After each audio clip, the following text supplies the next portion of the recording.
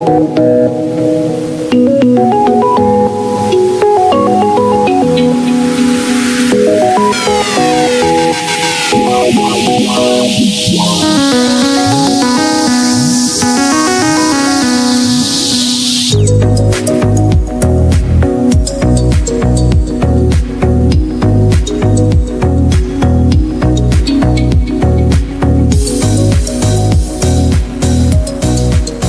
everyone, welcome back. I am your host, Peeze and Rob. If you saw my awkward 90s white boy dancing, you know it's called the Audible. I am joined in studio with Commissioner, President, the President. What's your title? What title did you give yourself? The Commish. The Commish, Robert Campana. He's filling in for Simon Dagenet because as long as the season is, that's as many weeks as I can take. So anytime I can get rid of Simon Dagenet, it's going to be awesome. Like, so, can you, sorry to jump in, Pablo, can you refer to Simon as Spring 2017 All-Star? Yeah, absolutely. Simon Dagenet All-Star. Just to be sure. Completely worthy Spring 2017 All-Star Simon Dagenet. For those who don't know, Simon Dagenet is it's controversy last season, but we'll make sure to mention that as many times as we can throughout the season. So stay tuned. We are talking about All-Star Simon Dagenet, correct? Absolutely. Okay. All-Star Simon Just Dagenet. making sure. He's away actually this week. Not to be confused with MVP All-Star Justin Blanchard. Absolutely, they're different people. That's the only way to tell them apart, by the way. I promise you, it's not all inside jokes. But there will be plenty. So the more you tune in, the more you'll get the joke, right. the more you'll get the show. I promise. That's how the guys rope you in. Yeah, absolutely. Before we get started, of course, Call the Audible is brought to you by Sportira, the official provider of FPF jerseys and uniforms. There are still plenty of time to get your jersey for the remainder of the FPF Cup inaugural season, or alternatively, why not plan ahead for the winter season and give your team a fresh look? Order your jerseys now with Sportira. Email rob@sportira.com for inquiries. They've been our sponsor for a long time. They make good jerseys. I use one. I think you use one too. I do. Also, not the same Rob, so don't. Yeah, don't buddy email buddy this Rob. Yeah. Rob, where can people find you if they are looking for you specifically? Yeah. Not Rob from Sportira. Yeah, the other Rob, which is Is it me. not Rob? Not Rob. Not from Rob at Sportira? Sportira.com. There you go. No, they can email me at robert@flagpostfootball.com if it's a quick hit and they just want to write to me on Facebook or on Twitter, which my handle is probably right here somewhere. At RobCam11. No, it's at RobCamFPF actually. It's been updated, but clearly Like years ago. Yeah, We need to get I think updated last graphics. We year. need to get a better producer. Where is Chapman? Chapman's at the hospital. That sounds sad to people who don't know. I'm, of course, Peeze. The reason I can be followed at most platforms at Peeze FPF or on Facebook at Peeze Del Ruiz. Those of you who know me know that I'm very outgoing. The way that I cover the league is I like to talk to you. I like to get your input. I like to sort of be the pretend Adam Schefter because I like to talk to you. I like to talk about the game. I do enjoy playing flag football. I do enjoy talking about it. So feel free to come talk to me, whether at the fields or after your games. Just let me know what happened. It's the best way that I can truly get a grasp of your game. So that said, Eagle also, if they want to tweet the show live, they can tweet you at. They can tweet me at EagleFPF. Is that the best place to reach you? That is. Also, you can use the YouTube live chat option as well. Can you say it now with the mic At on? EagleFPF. There we go. I can't hear myself, that's why. Yeah, I wish I couldn't. Thank you. But they can also use the YouTube live chat feature to interact with us directly, and that'll be displayed in the video feed, so please don't type profanities. Yeah, or if you do, make them creative. I want to start with something quick, and then I want to get into a story, and then we'll get into some of the recaps. All right. So, I guess like a quick thing, story, recap, good to go. That's my pre-cap. I wanted to give a quick shout out to the media team so far. This season, it's a much smaller team. It's just myself, Simon Dagenet, who I'm working with for the articles and for future podcasts where Rob won't be here. François Martin, who covers the entire FPF Cup. He writes in French, but he'll be covering the entire league. So that's pretty amazing and a bold adventure. Considering we both just covered Division D and it was 40 teams, and it's so much work to cover that many teams. I'm going to have an article coming out hopefully before the weekend starts, but we will have another one, a joint article between the three of us coming out Monday. Our own personal articles will have insight into each tier, but then the joint article will have sort of like picks and some other segments like that. So if you want to see who we pick for the games, accounting for the spread and so on, you can come see that article, the joint article. That will be out guaranteed on Monday. So the quick shout out to the media is I was reviewing a lot of our content last season, as I do all season long. If we pull back the curtain a little bit, Rob gave me the opportunity to sort of take charge of the media a couple of years ago, and it's been awesome. It's been fun. And what I truly am appreciative of is everyone has a very unique voice and something that they bring to the table. So even though we don't have such a wide berth of studio members of media members that we usually do, seeing their work come together over the last few years has been amazing. And hopefully as FPF Cup grows, we can get more of the media members involved, because it's awesome to have such a group of interesting, engaging people willing to cover from such different angles and work together. It's the best workplace in the world, and that's a credit to you, but also a credit to the people we have. Yeah. We are also accepting applications at all times. If you want to work with us, let us know. And Rob, we don't have that new sponsor yet, do we? Not yet. Not well, officially. It's awesome because what I love is in the format we have had in the past, we get to be fucking renegades. It's been awesome. We get to basically do what we would never be able to do if we had to work for ESPN or work for a big media company. We get to do this and truly be creative. It's amazing. So that's what I want to say. And then I want to get into a quick story. Rob, do you remember a meeting at Grill and Go? I remember a very mediocre meal. Oh, Grill and Go on Fleury. Fleury. It was during the World Cup. During the World Cup. Which game was on? Do you remember? I don't remember that. Neither do I. I believe it was soccer. Yeah, it was. Very good. Which I believe there's ways to catch that through streaming, but I can't think of how. There was the three of us. There was myself, there was you, there was Eagle. We all met up, and we discussed an interesting idea, which turned into be the FPF Cup. Absolutely. So can you give us a bit of background of how it came to be? Yeah, absolutely, Paulo. So, I mean, as is with most, new initiatives that take place at FPF, myself, Paulo, Alex, a few of the other members of the team, we kind of, discuss it, chew on it a bit, digest argue. Vehemently. Which will continue on this show, exactly. by the way. But basically, the idea was that more and more over the years, there was a demand starting to build for a fall season. So when we first started FPF, the majority of the players playing were tackle football guys that were kind of looking for something to do during the winter. Now I'm talking 12, 13 years ago. But as the league grew and more and more people from different parts of the city with different backgrounds, guys that maybe never played tackle football before, signed up, and then there started to be these questions being asked, like, well, what about the fall? Why can't we, we love the league, we want to continue to play, why not offer something in the fall? So it was finally an initiative that we wanted to put forth. That being said, the worry was, and I think we all agreed on this, was we don't want to create like a monotonous 3 times 10 game season plus playoffs, especially in the higher divisions where teams tend to play each other a lot already as it is because the pool is more limited. We don't want to create something where essentially it was like repeat and rinse. What's the expression? Like wash, rinse, repeat. Exactly. There you go. Clearly, you don't use shampoo. Exactly. So that brings me to another question I have. How is this different for those who just joined the team, don't know really what's going on, don't even know we have a website, don't even know we have a podcast, but we'll find this 3 weeks later? How is this different from an FPF season? Yeah, good question. I mean, well, look, and if we wrote an email to the brand new teams earlier today to kind of onboard them a bit, and that's a fair point, Paulo. Some guys show up and say, "Well, isn't this what is always offered?" Yeah. And the answer is no. The winter and spring season are very much alike in that they're 10-game seasons where teams register for a specific division, and they're in that division for the entirety of the season. And if they qualify for the playoffs, obviously they work their way towards the championship if they stay alive.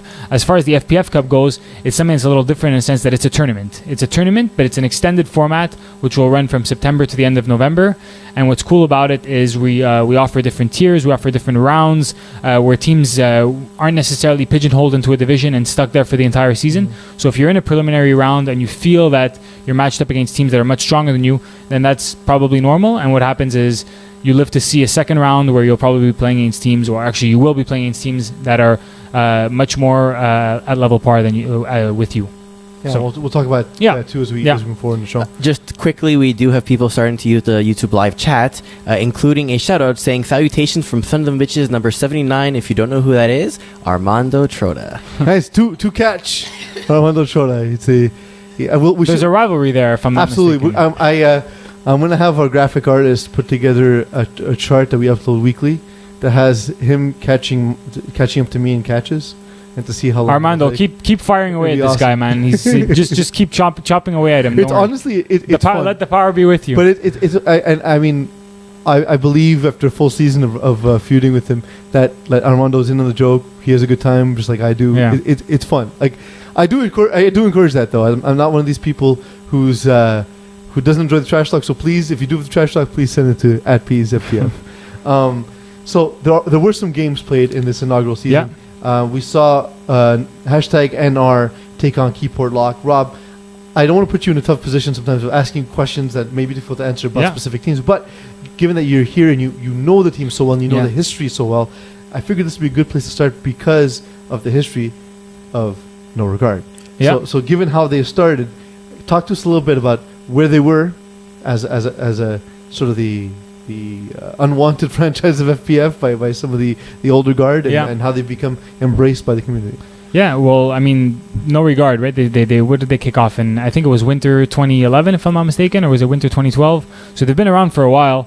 And in the early years, I think they like to ruffle feathers. Lance Daniels, who's part of our team now, and a valuable asset to FPF, but he was one of the guys that like to ruffle the feathers of the old guard, and I think they had some fun with it. I think some guys kind of took it, a little too far with them, and turned it into like a quasi World War III. But No Regard, as far as their comportment on the field, they were always a good group of guys, good team, and we've seen it over the years, Paulo. You got to give them credit. As far as all franchises go in the history of FPF, I don't think there's any franchise that has climbed up the ladder A, as rapidly, and B, as successfully as No Regard. I mean, they started off in Division 5 and Division 5 winter 2012. They went 10-0 and then lost in the quarterfinals. Okay, that's it. And then who's their week 2 win against? Their week 2 win was against Checkmate, who I coached them to beat you guys. I remember they that. did not need my help.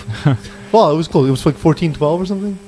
No, it was 15-12. Yeah. Oh, there you go. Defensive battle. Yeah, it was honestly, and it's funny because that was the game after which the initial #No Regard was posted on the Flight Plus football wall, thus erupting into thousands and thousands and thousands of posts. So it's interesting, and I mean, it was their way of sort of getting their name out there, but really above all that, I don't think anyone could really question their play. Oh, absolutely. I remember in a midnight tournament when they were matched up against Montreal's Finest, and Montreal's Finest ultimately won that game. But No Regard made it a battle, especially in the first half, and the game was chirpy, got out of hand, of course, but you saw there that this is still they earned the respect, regardless of what you thought of their personality. They earn a lot of respect for their that was the large attitude, right? It was to come up to Division 1 and compete with us and see what you can do, and then they actually kind of did in this tournament, and people were like, all right, like I get you. And you know what? And credit to Kendall Mayers, who's been the captain from day one, is that he's never been afraid of making roster changes, making roster additions, making splash moves. I mean, even if it's been like there's been fights within the team. Yeah, absolutely. But he runs his team, Paulo. Like Kendall wants to win, and I respect that because it is a recreational league. But you see it here in Division 1 and 2 and A and B all the way down. Every team comes into the league with a different purpose. Some guys just want to have fun, but it doesn't matter the number that's next to your division. There's teams in Division 6 and Division E that play absolutely to win, and we love to see that here. In fact, we encourage it. And a team like No Regard, they've had many different quarterbacks over the years, all of them successful. The latest version having Corey Pecker, along with what you see in the tournament here. But it's funny, we'll get to this in a little bit in our conversation, Paulo. But see, Alex alluded to, or Eagle alluded to the game where No Regard played against Montreal's Finest in the midnight tournament. And that's what I love about a tournament format, is that No Regard would never sign up to play in a division with Montreal's Finest because they know that 95 times out of 100 they'll beat them. And chances are you come into the season knowing you can't win a championship. But what's fun about a tournament format is that, hey, you know what? We'll play against them in the opening round. Doesn't really mean that much in the grand scheme of things. Let's test ourselves and see where we stand up against the best team in FPF. Yeah, and we'll get that too. And then they beat the spread. In Regard actually beat the spread over Keyport Lock in this game. 40-25 is an 11.5 point spread. Keyport Lock. Yep. They have gone away from Yanni Lara at snapper and towards Jadaridi. Was that just a one game thing, or is Yanni? Well, Yanni was. He's on the roster, if I'm not mistaken. Okay, because he didn't play with them in week one. Week one, but either way, whether it's because they have different styles. Jad is very much in terms of the route tree that he runs. Yeah, he's very much a prototypical FPF snapper. Yeah. But what's amazing is his explosiveness once he has the ball in his hands. Whereas Yanni is actually very effective in an intermediate range and back of the end zone. Which is surprising when you see his stature, right? Yeah, but he's just so big, and you would almost think it'd be inverse looking at. Yeah, I know, but it's amazing what Yanni has done to use that build. But either way, to Jeff Rosenblatt's credit, he's found a way to really utilize the snapper position, and what's happened is that the snapper for Keyport Lock has always put up big numbers. Yeah. Now, I'm gonna ask Eagle this question since it's difficult for you to answer. Do you think that his reliance on the snapper is something that allows him to build and help the offense roll, or do you think it becomes paralysis as the season goes on and when they play tougher games like in a situation against No Regard? Well, I mean, it all depends on what teams you're playing against. There's some people who they decide on their, I'll call it defensive strategy against them, and they just play the same system all game. And if you don't make that adjustment against him, he'll eat up field 5, 6, 7 yards at a time on those quick outs and basically just move the chains using the snapper. If you don't adjust to it, they're just going to keep doing it, because why wouldn't you, right? They give you free yards, you take it. So it really depends on the matchup. As you go through the playoffs, or I guess in a tournament structure, depending on what team you hit, if people pick up on that, you're going to have to find other weapons on your team to make up for it. And in this case over here, Jadaridi fills in well for Yanni Lair because they kind of have the same style, I guess you can say, to a somewhat of a degree. I just said they don't have the same style. Somewhat. Wait, hold on. I'm going to finish my point. They're both big body guys that can basically kind of block people out and make a big play on that sense over there. So he's going to get the yards on the same playbook that he's always used. He doesn't have to change his playbook to ace that. It's not the same. He changes, again, especially in the red zone. What he did with Yanni is not what he does with Jad. Jad is the guy that eats up for first downs, similar to what Yanni did. But what he was able to do with Yanni in the red zone was to be able to attack the back of the end zone with this big, tall body, which he doesn't have with Jad. Well, how about this, Paulo? If Yanni, which is he's expected, I mean, he's on the roster, so he's expected to be there in week 2. If Jad and Yanni are both in the lineup, who do you think he goes with at snapper? Probably Yanni and then Jad in the slot. Jad is more versatile than Yanni. Although I don't doubt for a second Yanni can play the slot, because he's much quicker than you think he is when you see him. And he's very good at using his body in space. So he'll box you out of post. He'll box you out 100%. Interesting side note, guys, just because we're speaking about Jeff Rosenblatt and snapping the football, and funny enough, all those years of Jeff Rosenblatt snapping the football to Corey Pecker, who he actually faced off against. They're good buddies, longtime teammates. First time in league history that they've actually faced off against each other at the quarterback position. So it's pretty interesting to see the understudy and the mentor, although Jeff would probably hate to hear that, face off. And I think Jeff put up a pretty good fight considering the no regard roster. Pretty good fight, but didn't beat the spread. Yeah. But that doesn't seem to matter in this round. We'll talk about that later. No, we're not. Okay, we'll talk about it right now then. That's how I'm hosting the show. What's the matter with I'm sorry. I'm used to having to control the host. No. I forget that you're the wild card. Yes.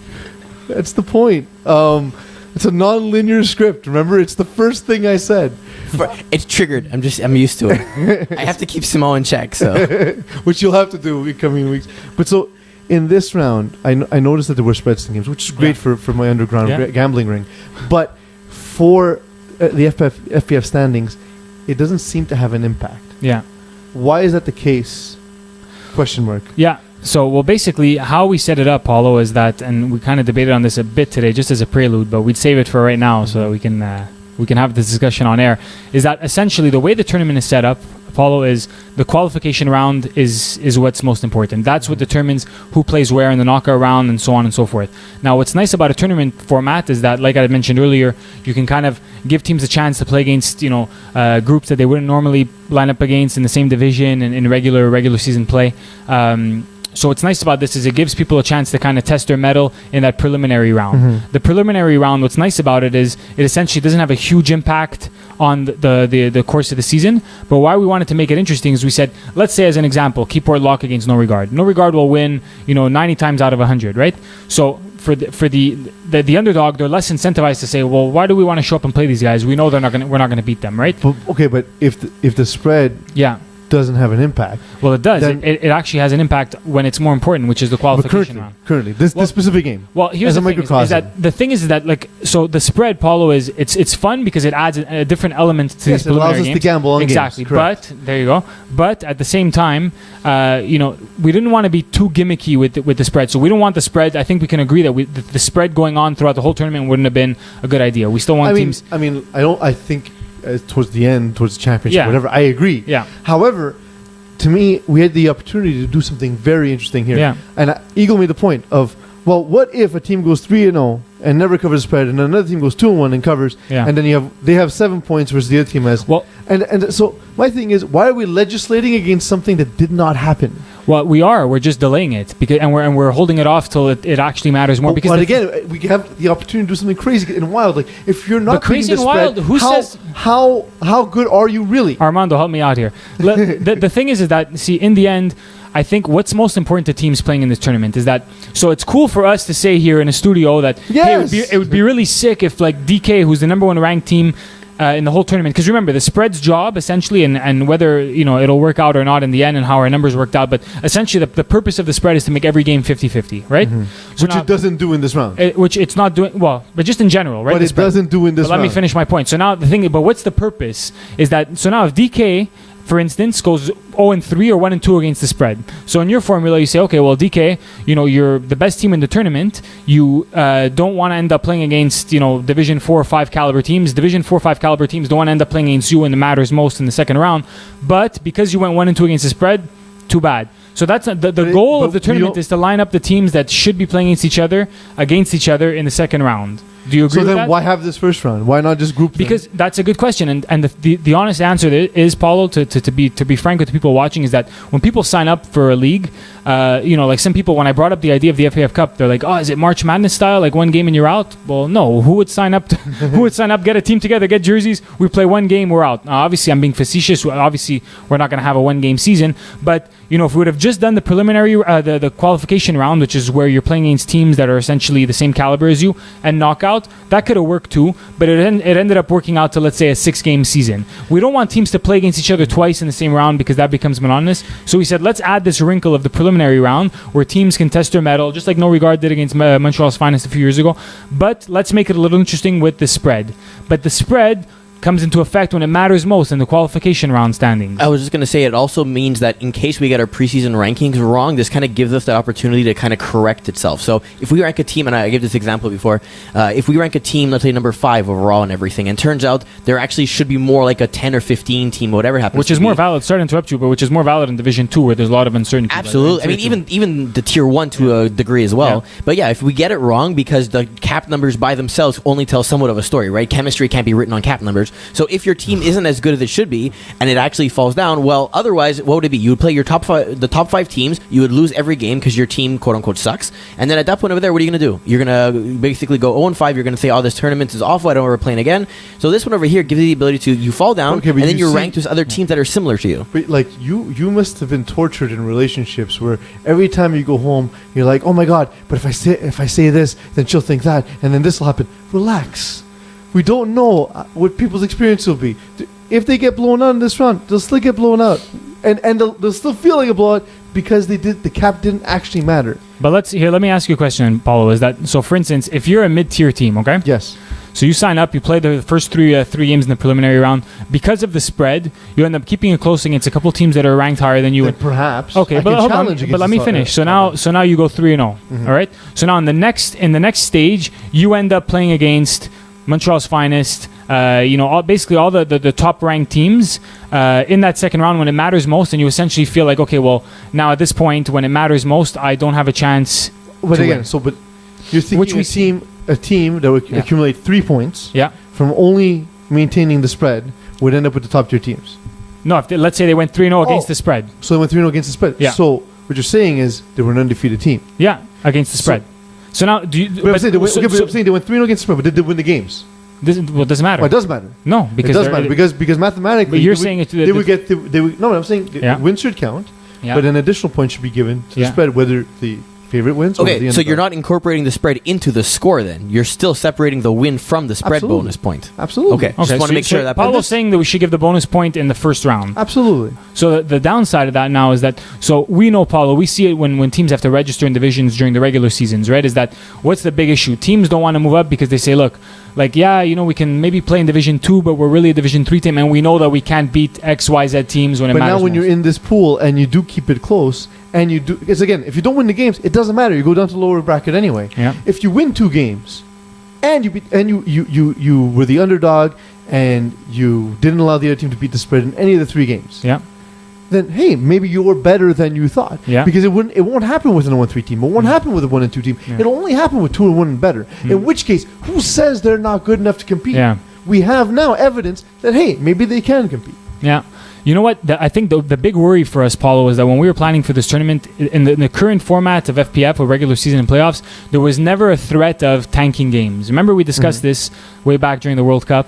And the issue is that there are some teams that would join up and that have signed up and have said, listen, Rob, like we want to play, it's cool, it's fun, we want to challenge ourselves against top teams, but like once it starts narrowing down to, like, you know, whatever you want to call it, playoff or knockout stage or whatever, we don't want to be paired with Montreal's Finest because we feel that we can't beat them 99 times out of 100. So that threat of teams like essentially wanting to tank, that was something we wanted to avoid at all costs, right? But they can still tank because if they go 3-0, there's a chance for them to go play the finals. If they go 3-0, then but chances are we're thinking that most likely the teams will stick to the script in the preliminary round. What if a top tier team tanks? You're still in the same boat. So you can't control it. So we actually, from live chat, Armando says, I agree with Peeze. There we go. Did I just write that? And then he also asked a question, are you guys worried about any teams throwing the placement games? Well, this is what we were trying to again. Anyway, Armando, we're done. All right, I was on your team. Not just saying, please, we're done. Armando Charla, my favorite FPF player. No, look, I mean, an argument can be made for it, but essentially, to us, we still, and when we discussed it, we said, what's the most important? Like, what is the most important round of this tournament? Do you agree that it's the qualification round? Yeah. So there's no harm. There's no harm in making it interesting because again, I don't think. One of the biggest things I keep hearing, because as a guy who's covered low divisions for many seasons, one of the things I've heard often is, oh, but what about these guys who play tackle? They're going to come in, they're going to dominate. This guy played quarterback at this university. Yeah. That has never won a championship in FPF. Yeah. It has never had any impact absolutely on the playoffs or the championship game. So we've never had a rule. We've never had to put in a rule to mandate against it, despite the fact that we've had a lot of pressure to do so. Because I hear it every season. How can these guys be allowed to play in this division? Because in the regular season, that team will beat a weaker team. So, again, I think this is the same kind of situation that we're overreacting to something that likely will never be the case. I personally, I think that, you know, again, Paulo, you're making some fair points. I'm not saying that you're absolutely wrong, and I think that because I'm right. So no, it's exactly, yeah, of course. But it's because Armando, you want to back this guy up here. Anyway, the thing is that in the end, we didn't want to make the spread overwhelm the tournament. We don't want to turn it into something that was too gimmicky. I think when we introduced the spread idea to people, they said, "Oh wow, that's pretty cool." But if the spread basically overruns the tournament and kind of imbalances everything, that's not the point either. So I think that, you know, essentially we want to reward teams that were able to play, you know, weaker opponents and score more points than you know, essentially the spread created. Or if you're an underdog and you were able to keep it tight against a stronger team, we're rewarding you when it matters most. So why do we have a spread in this round? To make the preliminary round games interesting. Essentially, because that's what it is. 1 versus 20. 20 feels like they're out of luck. Why are we here? They still do. Because it doesn't matter. Because no, it does matter. Even if they're not playing for but it doesn't have an impact. It does. It has an impact. Right now, forget about right now, Paulo. What matters most? It's like saying something like saying the regular season week 2. Well, then why it doesn't matter. It only matters. Why do we have it for this round? Because that's when it matters most. That's when the imbalances occur. Is in the preliminary round. Yes, there will be a 1 versus 20 impact on the outcome. In the outcome of the qualifying round, yes, because qualifying this current round, there's a spread. It has no effect. So why do we have it? Because it affects the second round, so it adds an element of. I understand, but why not introduce it in the second round at that point? Because the second round we don't need it. The point of the spread, Paulo, is to make the games give them a reason. Like when Montreal's Finest is playing KGP Ra or FPF All Stars as they've called themselves, playing KGP Ra, there's technically. FPF All-Stars can say, like, you know, what's the point of even showing up to this game because we're going to win? And KGP Ra in the same light can say, why, you know, why are we showing up? So what the point of the spread is to say, you know what, we're giving both teams something to play for. So if KGP Ra goes 0-3, because it doesn't have an input. It does. Paulo, if KGP Ra goes 0-3 in the preliminary round, because they're in a group where there's essentially a Division 1 team, a Division 2 team, a Division 3 team, and then they're a Division 5 team.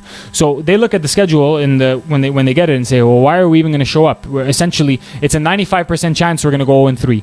But now the thing is that if they play these teams tight, right? Then all of a sudden, when they end up in that second round qualification pool, they're with all the other 0-3 teams. They're with all the other 0-3 teams. But guess what? Now we start with, for instance, let's say they were able to cover the spread on all three games. Is there a statistical impact on the outcome of the tournament? Yeah. Yes. How so? Because you're earning bonus points for the qualification round. So I'll give you an example. KGP Ra covers the spread in 2 of their 3 games, as an example, but they go 0-3.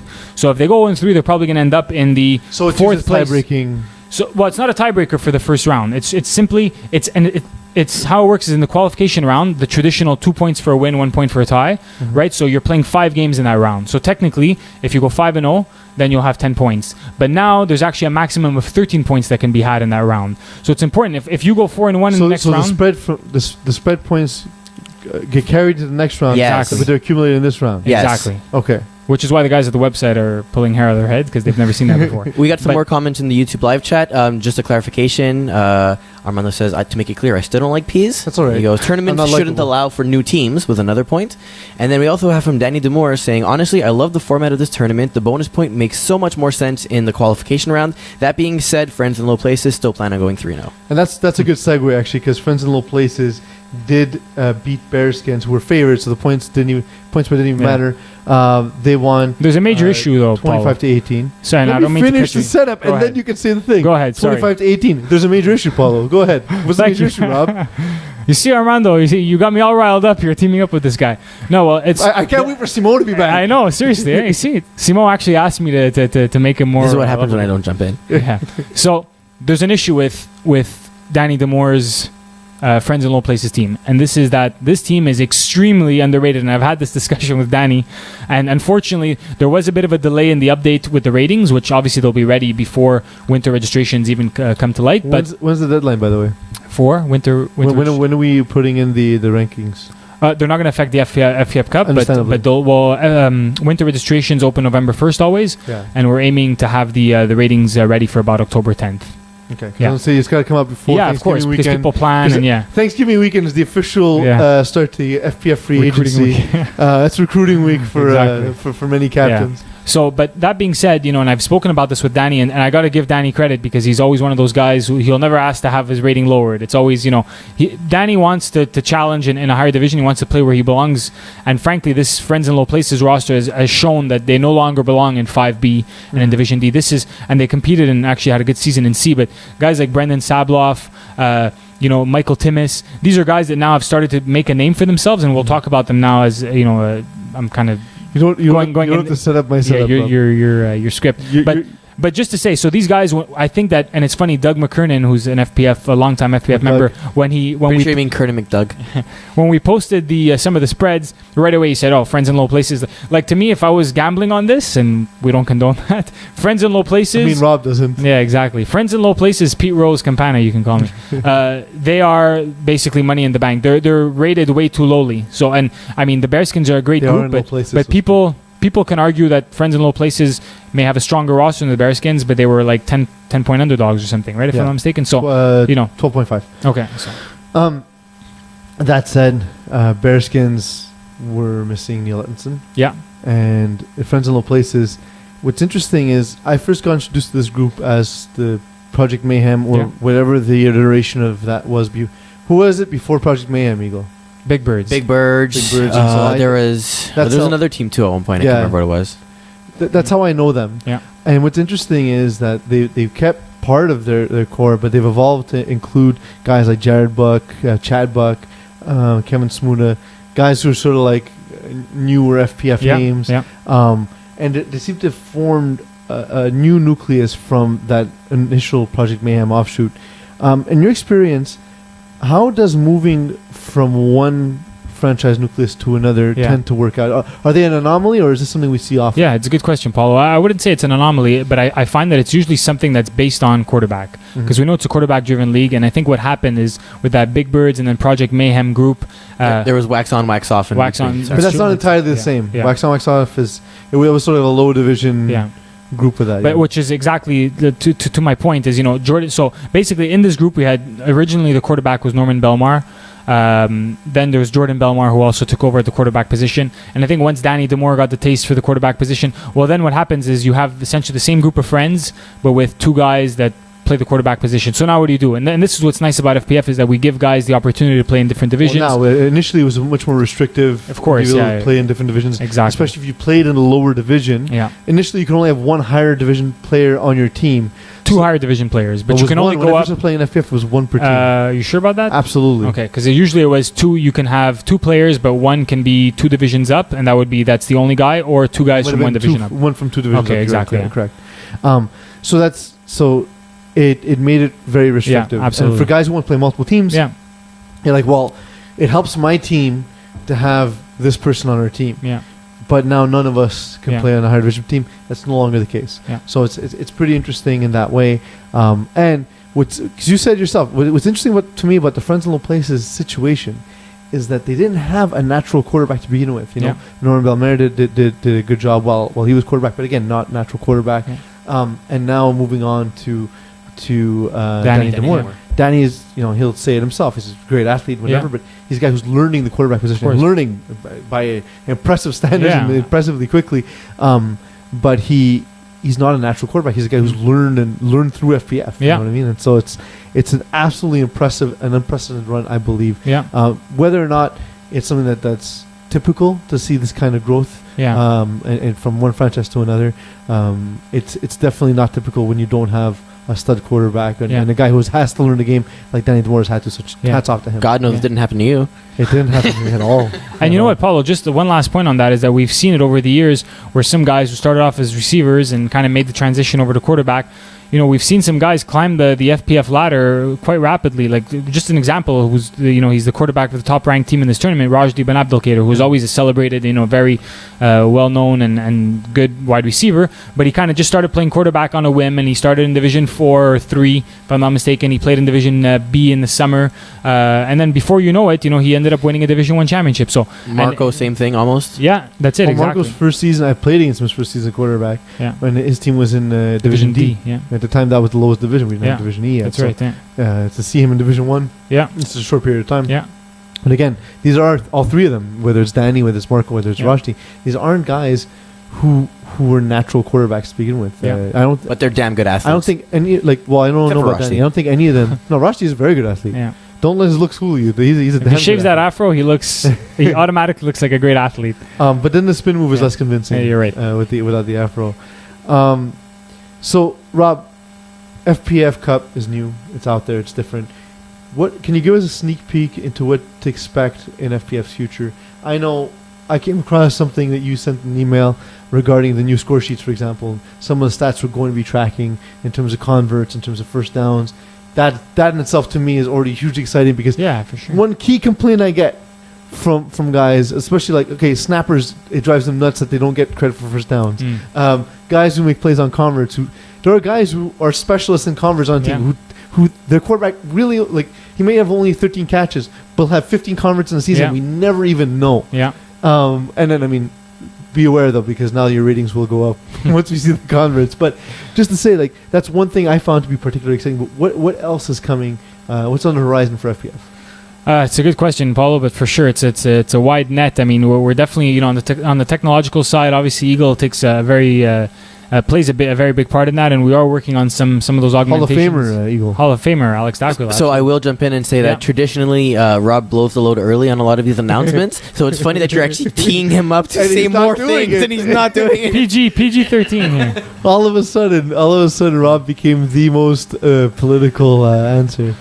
Well, why don't you answer that? The question about some of the stats that Paulo was referring to. We are working on a way to track more advanced stats. In doing so, we need to capture more information about each play. That's all I'm going to say for the time being, but there is work in progress in that area. Because last time we said it, we got a bunch of hype and then it didn't happen. It's like that FPF app that we've had for 3 years.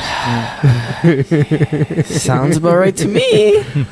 And yeah, I mean, as far as the on-field stuff, Paulo, we're always trying to offer our players more. You know, the competitive balance, as you know and as Alex knows, is obviously something that we always prioritize. We're going to have the annual rules committee coming up, which is going to be all going through the usual stuff. There's some things that are like very small nuances for referees that they always like, okay, this is silly the way we rule it, or just like application of rules. And then there's always like the suggestions we get from the community, like I think one of them was play 5-on-5 instead of 6-on-6.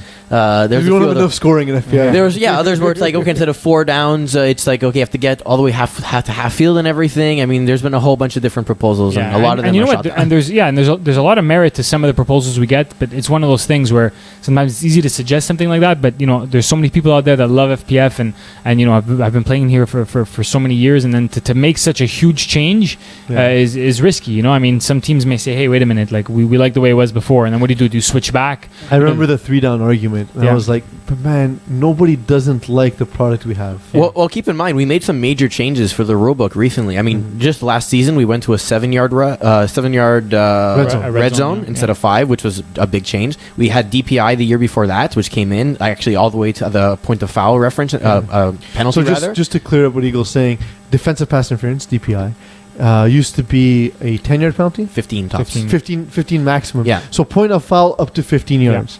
But now it's actually... You can go all the way to the 1. All the way to the 1 if it occurs in the end zone. Yeah. So that was a huge change in the game. And then we introduced the incidental contact penalty. The incidental contact. We also had rules. I mean, there's been a bunch of them and everything, but even the whole like snapper, rusher, interference, there's been multiple iterations of that until we got it right. Yeah. So it's fun, but I don't think there's been a change of a rule that's really been taken, I guess, with a backlash, if that makes any sense. Like usually there's a little bit of like discussion at the beginning, and then it just turns out to be good. Yeah. I still think there's not enough to protect the quarterback's legs. Nothing is done. It happens after the ball leaves the hand, and too many times referees have already turned around, and there's nothing you can do about it. And it's something I didn't know about till I played the position, and it's terrifying. Like it's one of the worst feelings in the world to release the ball, be looking upfield, and all of a sudden hit the ground and not know what's happened to your knee. Oh, it's tough, and the referees, especially the referee on the line of scrimmage, is in a tough position because you got to sacrifice something. You know, whether you're pulling off too quick from the quarterback, and then you may miss something like that, but then you're missing something on your near side sideline. So, one last quick thing, if you'll permit me, Eags, is that you know, obviously there's a lot of stuff that we do that the players see, stuff like technological additions or website changes. Yeah, that's it. But there's also a lot of stuff. There's also a lot of stuff that happens behind the scenes that, guys like Paulo and Alex and myself and head referee Leo Gervais and Simon Dagenet work on. And one thing that we're actually working on is a referee evaluation committee, which, although I have a ton of respect for our officials, and, people are always, in any sports league, the number one complaint is always going to be the officials. Mm-hmm. But I think that, if you look at the quality of our officials, both from their pedigree as far as tackle football goes, we have some CFL guys, CIS guys, our officials are strong, but we can always and anybody who knows me knows that I'm always trying to get the referees to try to push the bar a little further and try to be consistently better more and more each season. And now with this referee, a formal evaluation committee that we've brought forth with all the planning behind it and everything, I think that will definitely reap some rewards as far as the consistency goes. So that's the thing too, is people have to think once in a while. You don't realize how good this league is until you play in another league. Especially when it comes to refereeing, especially when it comes to organization. Rob, you have a story for us, don't you? Before we get into that story, just quickly here, we have... So hold on. We have comments. Hold the comment. No, because there's 1 minute till kickoff in the NFL, so we're going to lose a bunch of viewers right now. So why are we going head-to-head against the NFL again? I don't know. Because we're running late, that's why. Yeah. But Trotta wants to know who's going to win between Sons of Mitches versus Lockdown, but before he spelled Lockdown, he spelled it with a capital C to begin. So... So you're saying between Sons of Mitches and Lockdown? Yes. Okay. That's what he spelled. Nice. That's what I thought. What's the spread in that game? I think 4.5 to Lockdown, I think. I saw the Sons of Mitches play the other night at Catalonia, by the way, and I'm really impressed with this team. They brought out some guys. Joey Watson plays with them, who's an FPF veteran. They have Jared Taylor. Jared Stewart? No, Jared Taylor, the Concordia player? No, not the... I'm sorry. There's Eagle Research? Nah. No, anyway.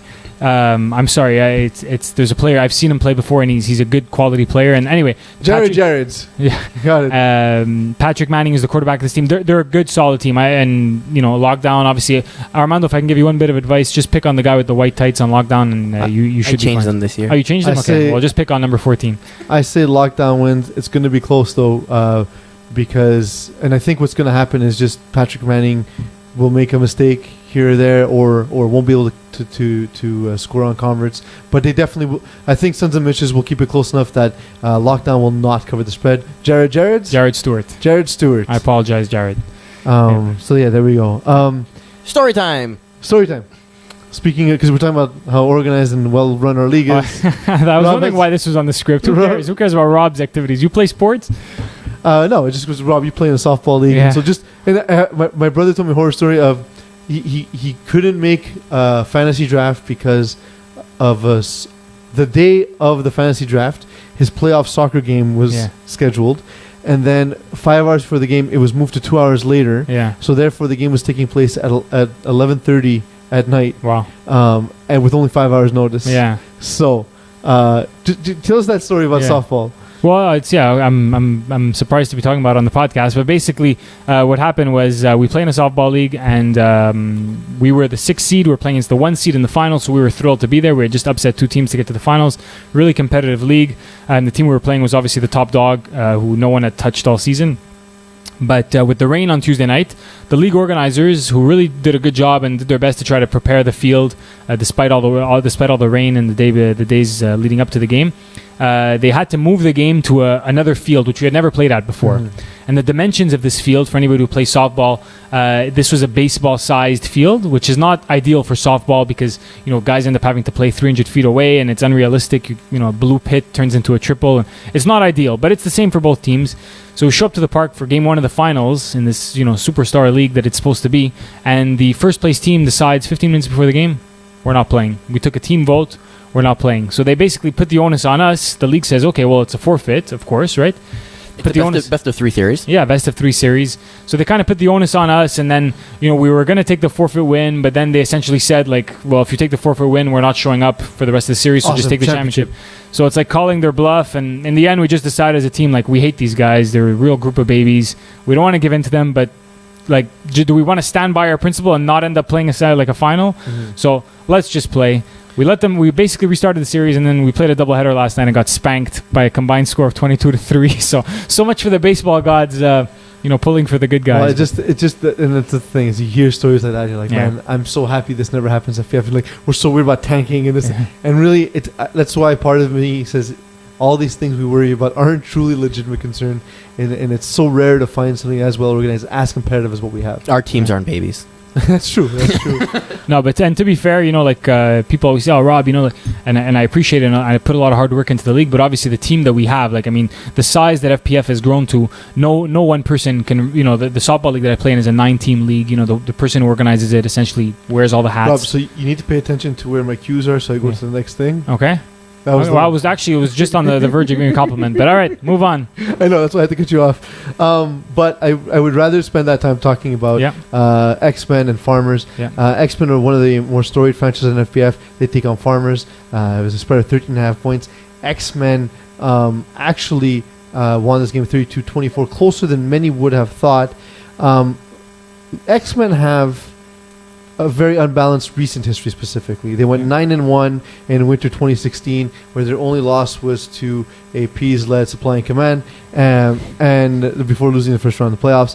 And then they went 0-10 in winter 2017, which is bizarre to see such a great drop-off in more or less the same division with the same-ish team. Which X-Men do you think we'll see? Rob, you saw who was registered. Yeah. Which X-Men do you think we'll see in this tournament? Well, it's interesting because now they actually are the top dog in Tier 2. And they technically shouldn't have been. Exactly, they shouldn't have been. They actually technically should be in Tier 1, but because of a QB cap issue with Smoke and Axolotls. Good point, Eags. But one point that you didn't bring up though, Paulo, which was a key factor, is that 2 winters ago when they had that 9-1 season, Gautama Swaminadan was healthy, played the whole season, and Gautama, for those of you who haven't seen him play, is really a guy who's an extremely cerebral, and we hate to use that, it's such a word that's thrown around so often in NFL media, in the media world, which I know you love, Paulo. But he really is that. He's a brilliant quarterback. He knows how to design his plays. He knows how to utilize the strengths of his players, and really gets a lot out of, it's not a ton of talent, both in himself and around him relative to the guys that he's playing against, but he always seems to do well. Last year, unfortunately, Gautama suffered a pretty bad injury to his knee right before the season started, and it was crazy because they ended up in division, I think it was 5B, right? Yeah. And people were up in arms. They're like, they're in 5B, but they went 9-1 in 5A the year before. What the heck? And then they ended up going 0-10. And it shows you just that when people say FPF is a quarterback-driven league, if they want an example of it, look at the Winter 2017 X-Men. So with Gautama now back, granted he's not 100%, Paulo, I expect him to do quite well in Tier 2. And honestly, and lower body injuries and leg injuries when your quarterback is the worst. So of course. Obviously, we hope Gautama's feeling better, and so far looks it. But does it worry you that the game was so close? I was very surprised by the score, and I was happy to see that the Farmers put up such a good fight, because they have traditionally struggled in their last 2 seasons, both in Division 6 in the winter and then Division E in the spring. So to see them put up that good of a fight against a team like X-Men, when you see the roster that they put out, I was impressed. I mean, Simon Vien, the Mr. Tackle Machine himself, Benoit Rabidou at quarterback had some decent numbers. So maybe they've turned that corner, Paulo. We've seen it over the years where a team kind of finds their own. And I watched this team. Well, I played against them in their first season, and I watched them play in the spring. Yeah. And when I played against them, what I saw was on defense was 5 faces on defense staring at me. So they were either so when they tried to be in zone, they were just staring at the quarterback. So basically, all you had to do was throw behind them, throw next to them, and because they're not reacting to the routes, the receivers, the concepts, they're just staring at the quarterback. The quarterback has free reign to just throw the ball around them. And I saw that shift already. So basically, they're forced to play a lot of man in the first season. Yeah. Second season, they're starting to understand the zone concepts better. They had Corey Greenway. Yeah. Or am I confusing him with the guy who played for the Vikings? No, that's the right guy. All right. Corey Greenwood is the Vikings. I know. I often make the mistake. So Corey Greenway of the Minnesota Vikings did a good job coaching their defense, obviously, because he's an NFL player. Corey did a good job of teaching them in a short period of time. And then Benoit Robideau, when he played against us, would often just, if the rusher never made a move and just kept slowly encroaching on him, he would just keep backing up until a point, and then would just launch the ball as far as he could. And that doesn't work. So he's evolving, he's getting better, and the defense is not putting him in a position where he has to keep throwing the ball downfield. Yeah. So Farmers, to me, are one of the more interesting franchises. It may not be here in the Cup where they make the leap, but this is a good sign, because they're better than you would think, just thinking of their history and seeing, well, it's a Division E, Division 16, So definitely interesting to see them be that close. Another Division E team from this past season, team I know fairly well from another league, they Primetime, they took on Ducks 29-14. Collectively, I hope they enjoy this, because I will beat them all in fantasy in our FPF against non-FPF fantasy football league. Primetime beat the Ducks. Primetime have... I said it all season, Rob, from the Division E podcast. Steven is the more attractive version of me. When you watch his... Like, I was watching it with Chapman, and Chapman said it's eerie because he calls the plays the same way, and the plays he calls tend to be the same ones I call in the same position. So he's a guy who he floods a lot of zones, and he's really good. What he does better than I do is he's able to really attack when he puts 2 or 3 guys at different areas and different spaces. He's really good at attacking that. Yeah.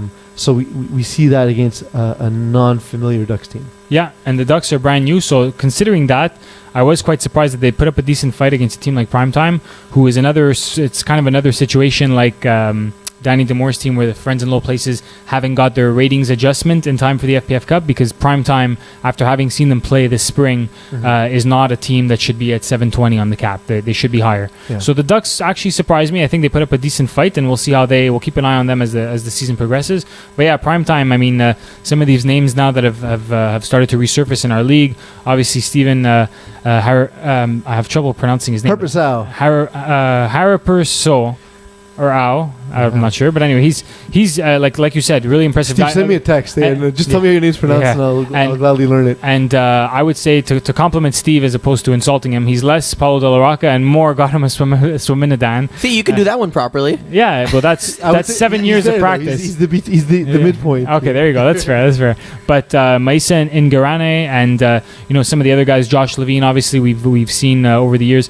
These guys have some serious talent on their team. So, I expect big things from Primetime, but I have to admit that I'm a little surprised by the outcome of this game being tighter than the experts would have predicted. So, good sign, I guess, for both teams in a way. But Zachary Frankiel is new to the league. He had a good start. Yeah. Only 94 yards passing, but 13-28, not terrible. Yeah.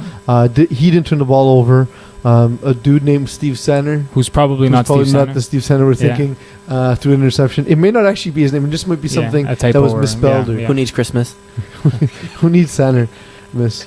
So that's definitely interesting. Definitely nice to see that it was a competitive game, even though we had an underrated team against a completely. And if I can just mention one thing, because Aaron Blauer is the captain of this Ducks team.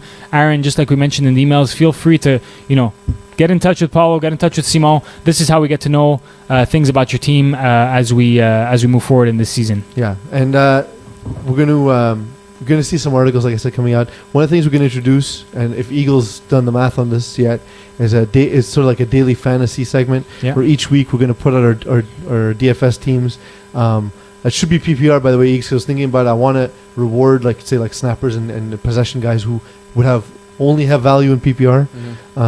But also, so it's going to incorporate the cap and the point differential in the game.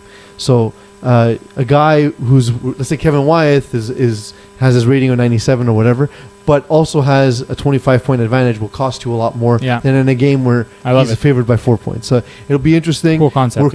We're compulsive gamblers. If anyone knows the FPF Media guys, it's going to be fun. It's going to be interesting. I've done some simple math. One of the ideas is when you get your points, basically, for their stats, you actually include the spread in part of your results, basically. So if you get 100 points, let's say, from your results. So, but I would do it, because in daily fantasy, you have to fit like a salary cap. Yeah, there's a cap type of thing there. That would make it more expensive to get the guy.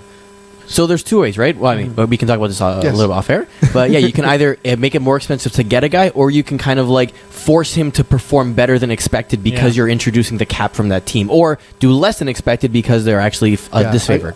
We'll figure it out. We'll figure it out. But anyway, so let's just get to some final thoughts. Rob, any final thoughts before we move forward? Quickly, patch receiving. Lewis returns it to the 27. I hate you so because kickoff. I'm watching NFL is back, baby. I'm watching it on tape delay. Shut up. I have a burger waiting for me, a beer waiting for me. Shut up. Rob, final thoughts, Rob. I'm excited to see how this preliminary round wraps up. Hopefully we'll see some straight underdog upsets, like without the spread, like straight up. Just don't need to put a label on it. It's 2017. But also with the cap, we're curious to see how these underdogs perform. It'll be the thing to keep an eye on for the next few weeks. Eagle? I just want to see how this tournament's going to go. I'm really excited. You just said the same thing. I hate you. You had like an hour to prepare for this. No. I want to, am I going for one, going for two? I will go for two very quickly. I want to give a shout out to Sean Collins, a guy I've played with before, a guy who's gotten better every season in FPF. When I played with him, he was fine, but he was a guy who was a little rough around the edges, but he's improved every season in FPF. He plays first game at quarterback, and they won 26-0, Eagle? I think that was it, yeah. 26-0. And granted, it wasn't the prettiest game or whatever, but I think it'll get better. And you know what? Win's a win, and kudos to you, Sean, because it's not an easy position to learn. The other thing is, we have a new website. I don't know if you guys noticed. Other than the bizarre gray gradient in the white, that's I find says the colorblind guy. Well, again, I may see it differently because I'm colorblind, so it may affect me differently from you guys. But I think overall, the redesign and the overhaul is great. Guys, if you have input, you can say it's great. and you don't like X aspect. So feel free to tell us. Go to Eagle, myself, Rob, Simon, whoever you feel comfortable talking to, and just reach out to us and let us know what you think. It's your league. We do this for you. So give us the input, because that way we can help get you what you want and what you need from this league. Well Rob, said. thanks a lot. Eagle, thank you very much. Thank you very much for watching. Thank you, Armando Trotta. And most of all, thank you all for letting me be myself.